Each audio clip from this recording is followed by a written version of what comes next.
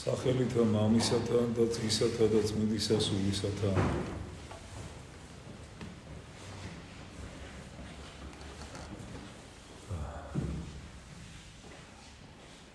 სანამ დავიწყებთ საუბარს წმინდა მღვდელმთავრის იოანე ოქროპირის ერთი შეგონების მიხედვით, მანამდე მოკლედ მინდა თქვა ორიოდე სიტყვა ამ ბოლო დღეებში განვითარებულ მოვლენებზე ჩვენთან საქართველოში. ძალიან ფართოდ არის რეკლამირებული ათონელი არქიმანდრიტის ეფრემის ჩამოსვლა საქართველოში. არ ვიცი რა შეიძლება ეთქვას ამას, რასაც ის აქ აკეთებს. ჩვენ ათონის მთა ძალიან გვიყვარს. გვიყვარს იქ მოღვაწე მამები, რომლებიც ჩვენ გვასწავლიან თუ როგორ უნდა ფარულად სათნოებო ღმერთს. ლოცვით, მარხვით, ღვაწლით აღასრულებენ თავიანთ მონაზვნურ ცხოვრების წესს და ძალიან ბევრ რამეს ვსწავლობთ მათგან. სრულიად განსხვავებულია ქმედებანი ამ სასულიერო პირისა. ბუნებრივია, რომ ჩვენ ამას წუხილით ვამბობთ, რადგანაც ხდება ათონის მთის ღვაწლის პროფანაცია ამ პიროვნების მიერ. ჩვენ მოვისმინეთ თუ როგორ მოაწყო მან შეხვედრა ერთ-ერთ პრესტიჟულ სასტუმრო დაწესებულებაში და გადასცა ფართოდ რეკლამირებულად ჯილდოები ადამიანებს. ამ დროს ჩვენთან საქართველოში ელემენტარულად ბავშვებმაც კი იციან, რომ სიკეთე ფარულად უნდა აკეთონ. თუ გინდა შენ ადამიანს დაეხმარო, ისქნება მრავალშვილიანი გაჭირვებული თუ ასე შემდეგ, ამას ხო ფარულად უნდა აკეთებდე და არ ასე საჯაროდ და რეკლამირებულად. და მაშინ რას ემსახურებდა ეს ყოველივე?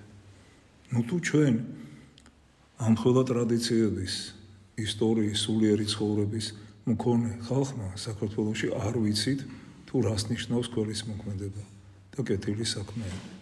ამის სასწავლებლად ჩამოვიდა, რომ გვასწავლოს ქველმოქმედება და გვასწავლოს თან არასწორად, არამართებულად.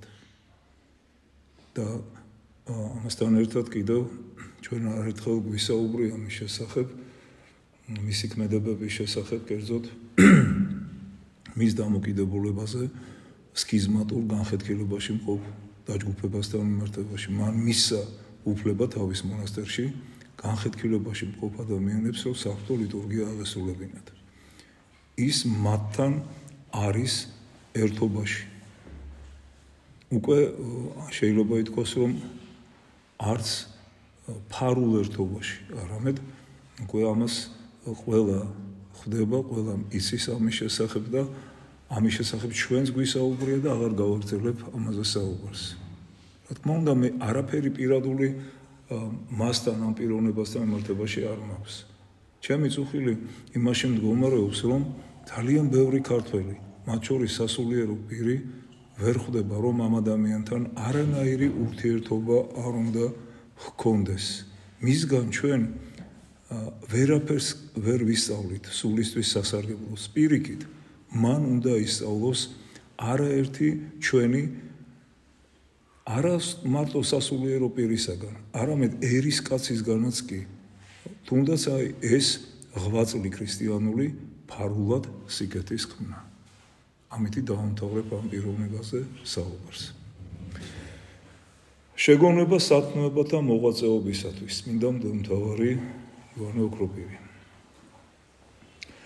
უფლის მიერ აღთქმული აღემატება კაცობრივ გონებასა და აზროვნებას.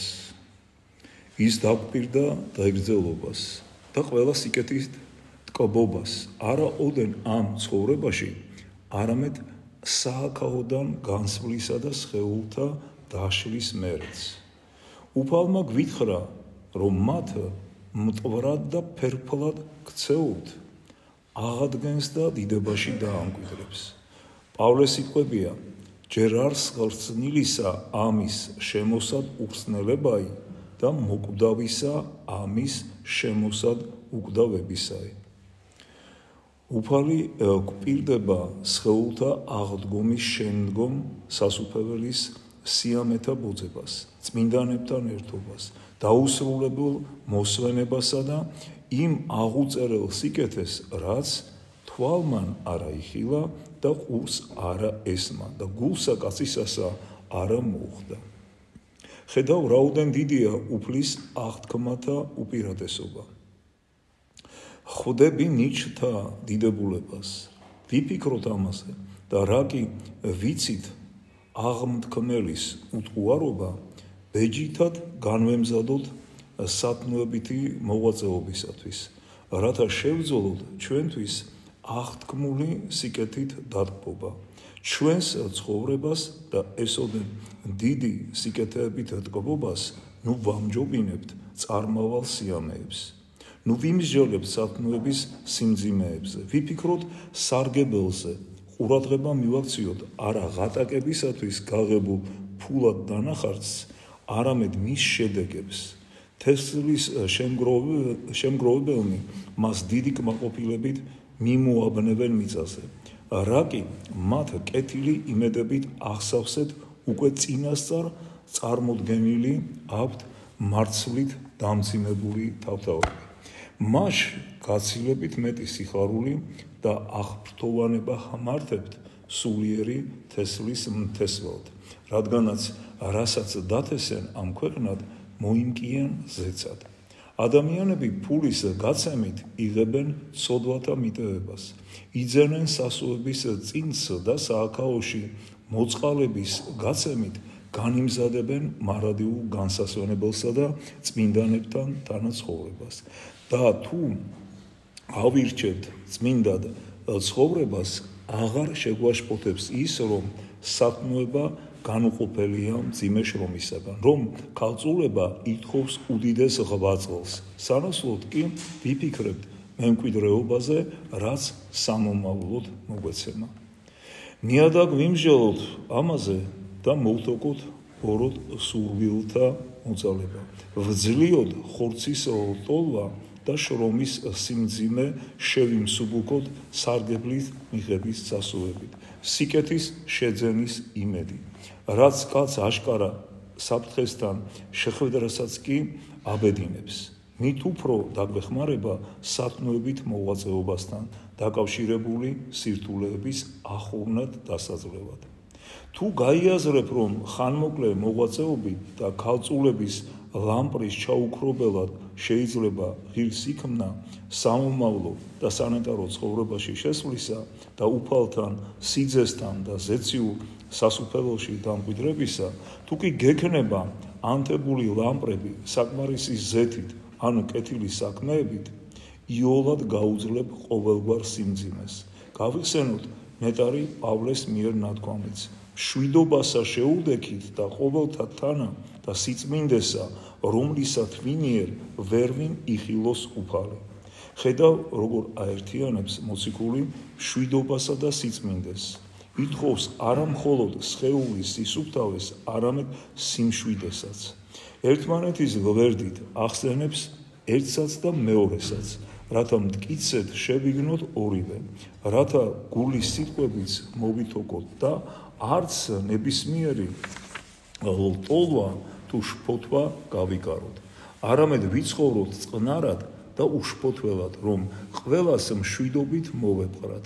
ვიყოთ თვინიერნი და მიმტევებელნი, რომ სათნოების ყველა ნიშანი სახეზე გქონდეს აღბეჭდილი. ასე შევძლებთ მოვიძულოთ სააქაო ცხოვრებაში შეძენილი სახელოვნება. მას ვამჯობინოთ ჭეშმარიტი დიდება, მეტად ვიზრუნოთ მდაბლად ზრახვისათვის, არად ჩავაგდოთ ამ ქვეყნიური ბედნიერება, რათა დავტკბეთ ჭეშმარიტი, შეუძრებელი ნეტარებით და ღირსნი გავხდეთ ქრისტეს ხილვისა, რადგან ნათქვამია: ნეტარიყვნენ წმინდანი გულითა, რამე თუ მათ ღმერთი იხილონ.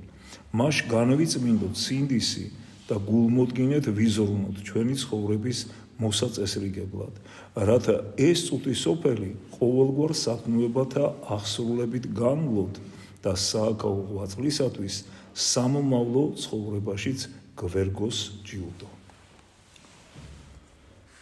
აი ასეთია შეგუნება წმინდა მღვდელმთავრის ივანე ოქროპირისა, რომლის ლოცვებით უფალო იესო ქრისტე ღმერთო ჩვენო შეგვიწყალენ და გვაცხოვნენ ჩვენ. ამინ. ღმერთმა დაგლოცოთ და გაგუყოთ. გილოცავთ დღევანდელ დღეს. გაიხარებოდეთ.